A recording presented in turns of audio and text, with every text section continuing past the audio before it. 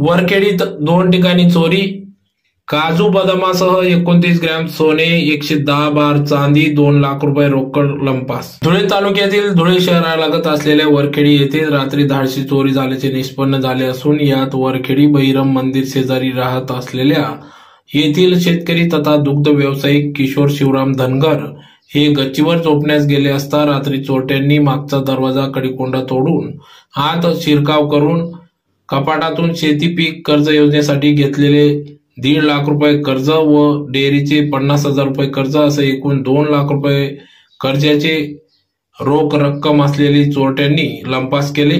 त्याचबरोबर पशुपतीनाथ देवदर्शनासाठी केलेले आईवडिलांचे 26 ग्रॅम सोने, ज्यात टोंगल, साकड्या, चेन, अंगठी असं 26 ग्रॅम सोने व 100 बार चांदी या ठिकाणाहून लंपास केले असून चोरटे तेथून पसार झाले। पुढे जाऊन त्यांनी वृंदावन निवासी येथील शेतकरी महेंद्र लुका पाटील यांच्या कंपाऊंड मध्ये उडी मारून या ठिकाणी घराबाहेरील कॅमेरे तोडफोड करून घरात शिरकाव करून घरातील देवाऱ्यातील 7 बार चांदी, देवदेवतांची माळा, त्याचबरोबर चांदीचे लहान कडे, 2 ते 3 हजार रुपये रोकड व सीसीटीव्ही कॅमेरा DVR देखील या ठिकाणी चोरट्यांनी लंपास केले असून त्याचबरोबर किचन रूम मधील लाडू, काजू, बदाम यावर देखील डल्ला मारून तेथून पसार झाले असल्याचे समजते। तर सदर घटनेची माहिती मिळताच तालुका पोलीस ठाण्याचे पोलीस पथक घटनास्थळी दाखल झाले।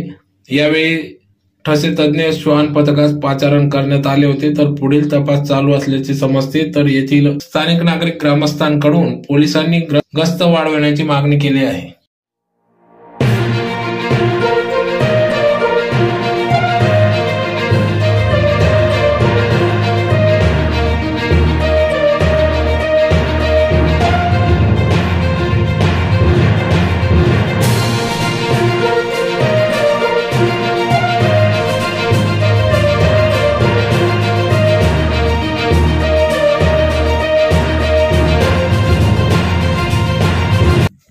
किशोर शिवराम धनगर काल रात्री 1 वाजेच्या सुमारास माझ्या घरातून मागच्या दारातून चोरांनी चोरी केलेली घरफोडी करून तर सुमारे जवळपास 5-6 लाखाचा ऐवज त्यांनी लंपास केलेला आहे। 2 लाख रुपये रोकड होती, मी शेतीचं पीक कर्ज काढलेलं आहे आणि दूध डेअरीवरून उचल घेतली 50,000 रुपये अशी रक्कम आणि आई वडील गावी गेलेले आहेत। त्यांचं जे सोनं झालं होतं, कानातले टोंगल होते 10 ग्रॅमचे, 100 ग्रॅमच्या बोटपाट्या होत्या, कानातल्या साकड्या होत्या 6 ग्रॅमच्या, मुलाची चेन, अंगठी असा सगळा ऐवज त्यांनी लंपास केलेला आहे। देवघरातले चांदीचे देव असं सर्व ऐवज त्यांनी लंपास केलेला आहे। लवकर मिळावे आम्ही वरच्या मजल्यावर झोपायला गेलो होतो, तिकडनं 4 वाजता खाली आलो, दार उघडून बघितलं, दार उघडत नव्हतं, आतून कडी लावलेली होती। खिडकी उघडून बघितली तर आम्हाला सगळी कपाट वगैरे काढलेली दिसली। आम्ही लगेच मागच्या दारून बघितलं, सगळे कपाट वगैरे मोकळे करून सगळं सोनं नाणं ऐवज त्यांनी लंपास केलेला होता। लगेच तात्काळ पोलीस प्रशासनाला 112ला कॉल करून तक्रार नोंदवली। पोलीस प्रशासन आलं, त्यांनी सगळं श्वानपत्र वगैरे येऊन चेक केलेलं आहे।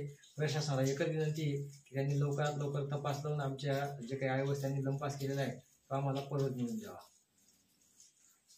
मी प्रवीण पाटील, हे जे आमच्या भाच्याचा फार्म हाऊस आहे इथं वरखेडी गावामध्ये आर्य रोडला आमचे पाहुणे आणि बहीण भाच्याकडं मुंबईला त्याच्या मुलाच्या जन्मदिवसासाठी गेलेले असताना मागील 2-3 दिवसापासून हे घर बंद होतं। तरी आमच्या इथं वॉचमॅन आणि त्याचा परिवार आहे, पण काल रात्री हे बाहेर CCTV तोडून काही चोरट्यांनी आत प्रवेश करून सगळं सामान आमचा अस्तव्यस्त केलेलं आहे।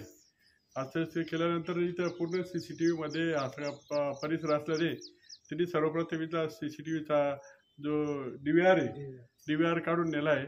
त्याच्यात आमचे देवारातले जे देव होते, देव, लहान मुलाचे चांदीचे बरेचसे आमच्याकडं हे होते वस्तू, त्यात लहान मुलांची वस्तू आणि सोबत एक 5 ग्रॅमची आमच्या बहिणीची मनीची पोत होती, ती पण इथून गेलेली आहे। त्या चोरांनी सविस्तर एकदम शांततेने चोरी केल्यानंतर आमच्या इथं आपण पाहाल की काजू, बदाम वगैरे जे आमच्या मुलांसाठी इथं ठेवले होते ते सुद्धा इथे खाल्लेले आहेत आणि त्यानंतर त्यांनी इथून पलायन केलेलं आहे।